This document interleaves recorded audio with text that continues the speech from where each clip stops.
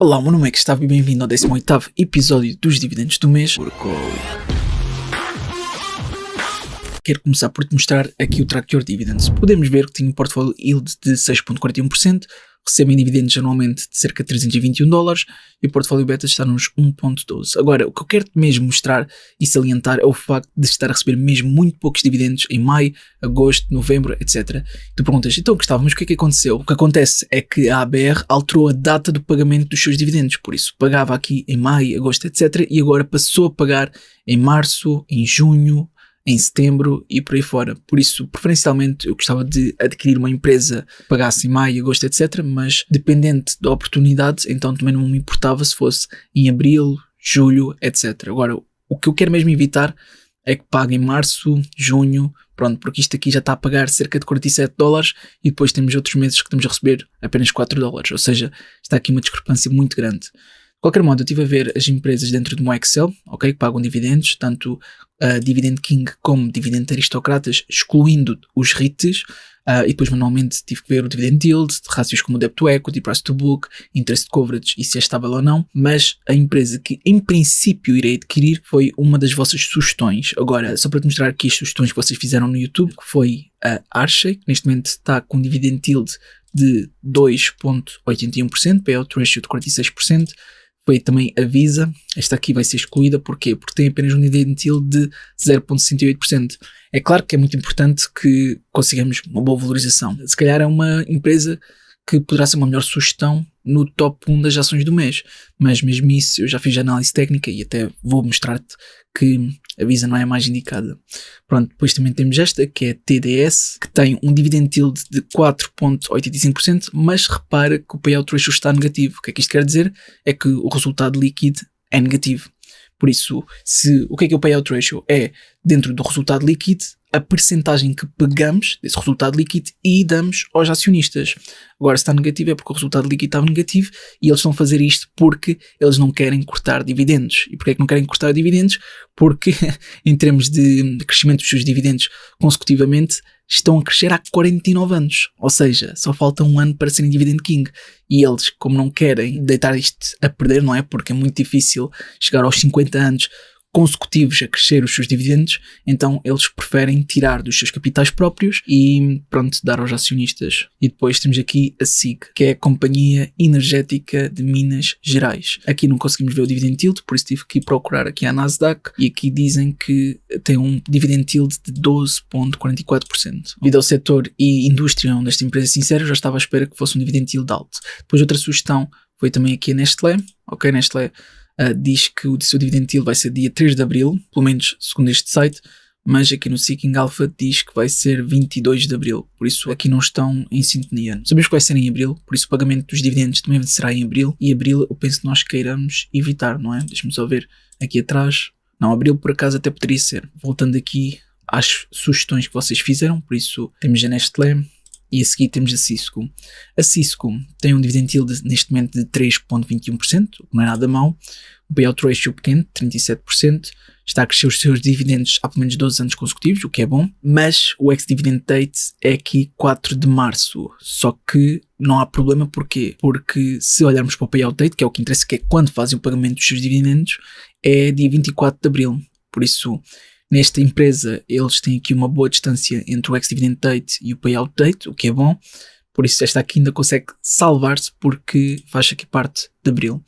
Pronto, a Cisco foi a última sugestão que foi feita. Tanto a Cisco como a Nestlé foram sugestões que foram feitas no Patreon. Por isso, eu dou prioridade a estas sugestões porque são as primeiras que eu vejo e depois às seguintes. Mas eu maioritariamente nesta série vejo todas. Por isso, agradecer a sugestão a todos e agora é uma questão de ver a nível da análise técnica. Por isso, neste caso, a Archie, pronto, teve aqui uma grande queda. Estamos a ver uma queda de aproximadamente 30%, o que é bastante. E neste momento está na SMMA, ou seja, está nesta linha azul.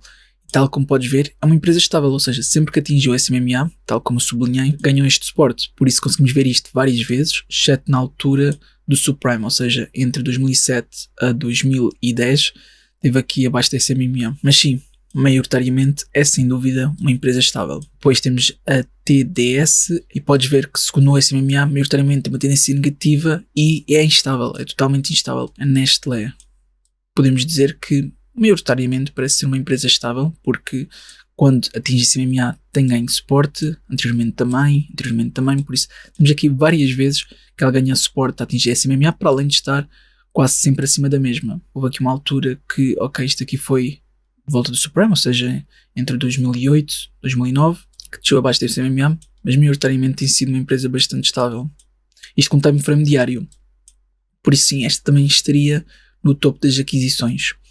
Mas sendo que agora, apesar de estar neste momento em queda, ganhou aqui um bom suporte, tal como podemos ver nestes mínimos relativos. Mas eu acredito que para esta série haja uma melhor opção. Ver aqui a Cisco. Então a Cisco neste momento está acima do CMMA, ganhou aqui algumas vezes suporte, aqui desceu um pouco abaixo do CMMA. Podemos ver que é um pouco estável, mas também mostra aqui alguma instabilidade. Por isso, entre 2010 e 2012 mostrou aqui várias vezes instabilidade. Pronto, basicamente tudo o que é anterior a 2013 mostra aqui alguma instabilidade. Por isso, só a partir de 2013 é que tornou-se uma empresa mais estável, mas mesmo assim, quando teve aqui estas grandes quedas, como foi na pior altura do Covid-19, etc., desceu muito abaixo aqui da CMMA. Mas mesmo assim, vai estar na lista. Por isso, aquelas que eu vejo maior potencial é realmente a Archie, ok, a nível de análise técnica, e também a Cisco. Por isso, vamos utilizar a análise fundamental em ambas e ver qual é que poderá ser mais promissora. Assim sendo, vamos começar pela Archie, ok, HSY, e vamos começar aqui com o relato dos ganhos. Por isso, o relato dos ganhos, deixa-me cá ver, tem sido, vamos só descer isto, tem sido maioritariamente positivo, ok, não tem sido todos, mas maioritariamente tem sido positivo.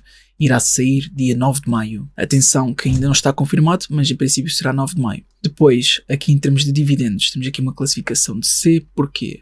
Porque o que ela distribui neste momento é apenas cerca de 2,46%, o que é inferior à mediana do setor, ok? Ou seja, comparativamente a outras empresas dentro do seu setor, ela não está a distribuir grandes quantidades de dividendos. Agora, relativamente à segurança, ok? Em termos de dividend payout ratio está aceitável, está de volta dos 52%, deixa-me só confirmar aqui atrás, só para ter a certeza em termos de dividendos, se estava aqui um valor semelhante.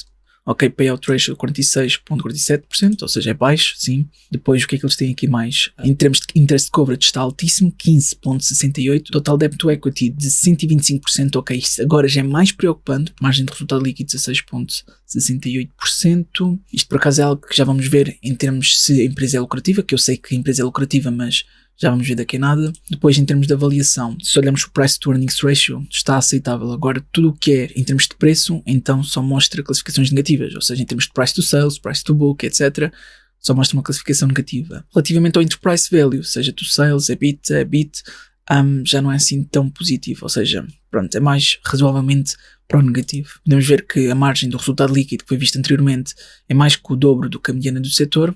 Podemos também ver que o resultado líquido por trabalhador é gigante e talvez algo que também se destaca é o EBIT, ou seja, a margem de EBIT também está muito boa. Agora, comparando esta empresa com o S&P 500, vamos ver qual é que teve o melhor desempenho. Ok, no último ano o S&P 500 valorizou cerca de 30%, enquanto aqui a empresa desvalorizou aproximadamente 20%. Se formos ver nos últimos 5 anos, esta empresa valorizou 76%, enquanto o S&P 500 83%, o que não é nada mau, estão praticamente equiparáveis. Depois, nos últimos 10 anos, enquanto o S&P 500 subiu 176% aproximadamente, aqui a empresa apenas subiu 86%. Por isso, nos últimos 5 anos não estava nada mal, mas nos últimos 10 anos já não conseguiu acompanhar de todo. Pronto, é só para ter isto em atenção que o S&P 500 teve um desempenho superior, pelo menos nos últimos 10, 5 e 1 ano. Agora, vamos ver os modelos. Por isso, olhar aqui para os modelos e ver, por exemplo, o Discounted Cash Flow utilizando o Growth, EBITDA e Revenue.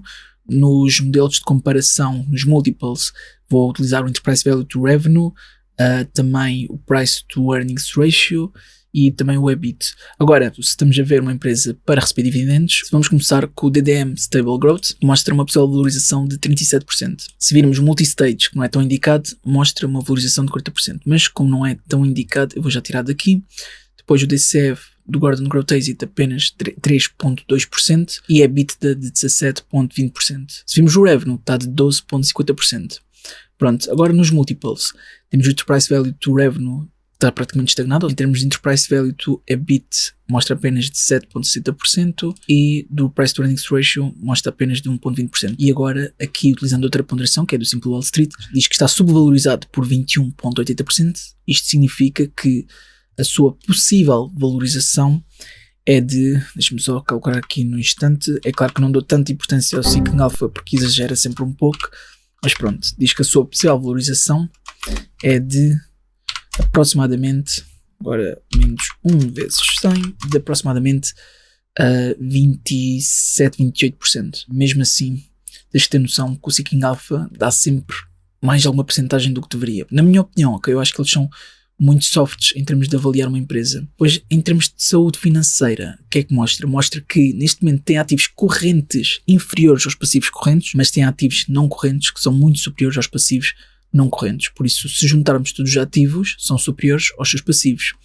Mas, se olharmos aqui para o Total Debt to Equity, vemos que é de 115,60%, porque está superior aos 100%, ou seja, tem um maior endividamento do que os capitais próprios, mas, por outro lado, podes ver que eles estiveram sempre a reduzir, ou seja, eles já tiveram aqui com Debt to Equity de 465%, mas tem vindo sempre a diminuir, porque os capitais próprios têm aumentado muito, enquanto o seu endividamento tem estado praticamente estagnado, os capitais próprios continuam a aumentar, até que neste momento está quase a cruzar. Agora, em termos de insiders que venderam as suas posições, temos aqui vários, e podes ver que nos últimos 6 a 12 meses, temos aqui até vendas um pouco significativas. No entanto, nos últimos 0 a 6 meses, não tem havido qualquer compra nem venda, porque realmente vender cerca de 150 mil ações ao preço de 261 é mesmo bastante, ou seja, no total de 39 milhões. Pronto, passando então ao Stock Rover, mostra que temos uma margem de segurança, deixa-me cá ver de quanto, menos de 5%. Por isso, eu que dou maior ponderação aqui ao Stock Rover, que é o plano Premium, e aqui dá-nos a dizer que existe uma margem de segurança de menos de 5%, então isso é um aspecto muito negativo, ok? Pronto, agora vende aqui o Alpha Spread, dizem que no cenário base está sobrevalorizado por 19%, no melhor cenário está subvalorizado por 10% e no pior cenário está sobrevalorizado por 35%, o que é péssimo. Agora, aqui no Value Investing, mostram que existe uma possível valorização de apenas 4,44%, se nos últimos 10 anos, com base nos últimos 10 anos, utilizando o DCF, então cerca de 29%. Depois, se virmos o EBITDA Multiples nos últimos 5 anos, uma desvalorização de 27%, e nos últimos 10 anos de menos 3%. De seguida, em termos de notícias, eu acredito que não haja aqui nada para se destacar. São estas as headlines, por isso se houver alguma coisa que tenhas mais interesse é só pesquisar pelo título. E aqui dentro da recomendação de alguns analistas mostram que não devemos comprar nem vender, apenas manter se tivermos a posição. Por isso aqui diz que existe um possível upside de 17,10% e houve vendas por parte dos insiders, tal como vimos ali no Simple Wall Street. Pronto, assim sendo, isto é para Archie. Agora eu quero comparar com Cisco, por isso a Cisco neste momento, em termos de relato dos ganhos, deixa-me cá ver, tenho que diminuir isto, é maioritariamente positivo. Aliás, apenas perdeu aqui 2 vezes no year over year, porque em termos de earnings per share tem ganho, ou seja, superado as expectativas todas as vezes. O relato dos ganhos que vai ser aqui 15 de maio, que ainda não está confirmado, em princípio tenderá para ser superior ao que é esperado, e se isso acontecer, então ainda poderá subir mais um bocadinho. Depois, vendo aqui os rácios, o que é que nós temos aqui? Em termos de dividend safety, lembra-me, isto era 3%, não era 3% que estava neste momento aqui se isso a pagar, por isso deixa-me só para ter a certeza, 3,21%, por isso é superior à anterior. Em termos de dividend yield, consideram que está muito superior comparativamente à mediana do setor, fantástico. Depois vamos só ver a comparação da Cisco com o S&P 500, por isso, enquanto o S&P 500 subiu cerca de 31% neste último ano, a Cisco subiu 1,51%. Depois vamos ver nos últimos 5 anos e podemos ver que há aqui uma grande diferença. Esta parte é mais chata porque a Cisco não está a ter aquele desempenho que nós gostaríamos que tivesse, porque nos últimos 5 anos teve aqui uma desvalorização de 5,59%, enquanto o S&P 500 subiu cerca de 83%. Por isso, nos últimos 5 anos, eu acho que a Cisco tem-se portado muito mal. Mas pronto, nos últimos 10 anos já vimos que tem valorizado 130%, enquanto o S&P 500 subiu aqui cerca de 176%. Deixa-me só fazer aqui uma comparação, porque eu sei que a Archie ganhou em termos de 5 anos, mas em termos de 10 anos já não tenho certeza. Não, em termos de 10 anos ganha a Cisco. Ok, pronto, agora vamos ver os modelos. Utilizei os mesmos que utilizei na outra empresa e por isso utilizando o DDM Stable Growth, que dou maior importância, mostra aqui de 31,20%, que é quase o mesmo que o outro mostrou. Pronto, no outro foi 37% aproximadamente, utilizando o DDM, que é cerca de 40%, mas este eu vou descartar porque não tem tanta importância, porque a empresa já está praticamente estabilizada, estagnada em termos de crescimento dos seus dividendos e também de distribuição. Depois aqui, utilizando o DCF Gordon Growth Exit nos últimos 10 anos, mostra uma possível valorização de 22,70%, depois com base no EBITDA de 44,80%, o que é muito bom, e com base no revenue de cerca de 32%. Ok. Depois utilizando os múltiples, agora o cenário já começa a piorar, com base no Enterprise Value to Revenue de menos 8,30%, ou seja, com base nas empresas comparáveis, depois com base no Enterprise Value to EBIT de menos 5,50%, depois com base na ponderação do Simple Wall Street mostra que está subvalorizado por 48,10%. E se está subvalorizado por 48,10%, então isto significa que tem um retorno potencial, segundo o Simple Wall Street, de aproximadamente 93%. Basta fazer menos 1 vezes 100, pronto. Tu entendes que é praticamente 94%. O que é bastante, mas claro que no Simple Wall Street, na minha opinião, exageram sempre. Depois, em termos de balanço, parece estar espetacular, porque os ativos correntes são tanto superiores aos passivos correntes como aos passivos não correntes, para além que eles têm ativos não correntes muito elevados. Ok, isto é bom. Depois também tem aqui um debt to equity fantástico. Aqui em 2018 já foi mais problemático, porque estiveram muito a aproximar-se, ou seja, esteve com debt to equity de 75%, 76%, mas conseguiram diminuir bastante o seu endividamento, de tal modo a que agora a distância é muito significativa. Depois, com base nos seus dividendos, o único aspecto negativo que dizem é que estão a distribuir poucos dividendos, por isso estão a distribuir 3,21%, sendo que o ideal seria de volta dos 4,73%. Pronto, depois houve aqui algumas vendas por parte dos insiders nos últimos 3 a 6 meses. Houve aqui uma venda de aproximadamente 43 mil, não é assim tão significativa, mas nos últimos 9 a 12 meses houve aqui uma venda superior, ok? Por isso já superior a meio milhão. Pronto, ok, mas agora o que é que o Stock Rover nos diz? Mostra uma margem de segurança positiva de 12%, ou seja, já é muito melhor do que a Archer. No Alpha Spread, o que é que mostram? Que está subvalorizado por 2% e num melhor cenário que está subvalorizado por 28%. Então, num pior cenário, mostra que está subvalorizado por 23%, ok?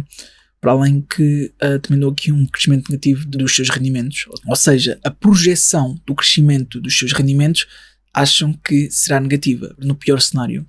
Pronto, o cenário base é este. Por acaso também no cenário base também dão aqui uma projeção negativa. Depois, com base na ponderação do Value Investing, mostra que existe uma possível valorização de apenas 2,70%, se for o Gordon Growth Exit nos últimos 5 anos, se for nos 10 anos, mostra uma possível valorização de 13,30%. Depois, no EBITDA Multiples, mostra de 44,30%, o que me surpreende, porque é muito acima do que aquilo que nos mostraram no Finbox, e aqui nos últimos 10 anos mostra uma possível valorização de 48%. Depois, em termos de notícias, estes são os principais headlines, e temos aqui um destaque muito grande, que é relativamente à possibilidade da Cisco comprar a Splunk, que basicamente é algo que é uma questão de tempo até acontecer. Por isso, uma aquisição por 28 mil milhões de dólares é bastante. Passando então ao último site, que é relativamente o que analistas recomendam fazer. Então, se tivermos a empresa apenas manter, ou seja, não é comprar e não é vender, e tem aqui um possível upside de 13,20%. E os insiders têm vendido esta empresa. Mas é aquilo que nós já vimos no Simple Wall Street, que venderam nos últimos 6 a 12 meses, se não estou aqui em erro, por isso sim, exato. Nos últimos 3 a 6 meses e depois nos últimos 9 a 12 meses. Pronto, assim sendo, dentro das duas empresas que eu vi, atenção que isto é para o meu perfil, tu deves fazer sempre o teu próprio estudo. A empresa que eu considero que seja mais indicada para o meu portfólio aqui na série dos dividendos do mês. Isto agora estou na fase beta aqui da Trend12, por isso isto tem a aplicação antiga, tal como podes ver. E para mudar para a nova, basta vir ao canto superior esquerdo, aqui está, canto superior esquerdo, mudar para a nova app beta, e do que eu experimentei até agora, a aplicação beta funciona melhor. Pelo menos ontem estava aqui a ter um problema na versão normal. Mas pronto, vamos procurar aqui então pela empresa que eu acho que será uma melhor oportunidade, que neste caso será a Cisco. Por isso aqui está a Cisco, vou clicar nela, o mercado neste momento está aberto, por isso eu consigo comprá-la e eu vou comprar ações inteiras. Porquê? Porque apesar de ser apenas o tentor beneficiário, se eu alguma vez quiser transferir o meu portfólio, então convém que seja ações inteiras, porque de outro modo não vou conseguir transferir a totalidade. Pronto, só para tu teres essa noção, número de ações 3, na verdade eu quero adquirir 300, por isso né, vão ser 6, exatamente. Agora essa é uma questão de rever ordem, 6 ações, cerca de $300, comissão grátis, ok, enviar a ordem de compra. Ora, deixa-me lá ver aqui o meu portfólio. Aqui está a Cisco, neste momento com um prejuízo de 0,23%, não só devido ao spread, mas também porque como o mercado está aberto, então o preço já está a oscilar. Se tu também tiveres interesse em utilizar esta plataforma, tu podes criar conta normalmente e depois aqui no canto superior direito tu tens uma opção que é utilizar código promocional. Aqui se colocares sem estoque após criares conta e validares a mesma, então podes ganhar uma ação fracionada até €100. Por isso, tu tens apenas 10 dias para o fazer e tens que depositar pelo menos €10 nestes 10 dias para então receber a tal ação fracionada até €100 e demora cerca de 3 dias úteis após fazer este depósito de €10. Mas lembra-te, só tens estes 10 dias. Pronto, de qualquer modo, isto é tudo o que eu queria partilhar contigo. Eu espero que tenha sido útil. Se foi, não te esqueças de colocar um gosto para apoiar. Sugere também ações que tu vejas algum potencial para receber dividendos para depois ver no próximo mês, se assim quiseres. E até uma próxima.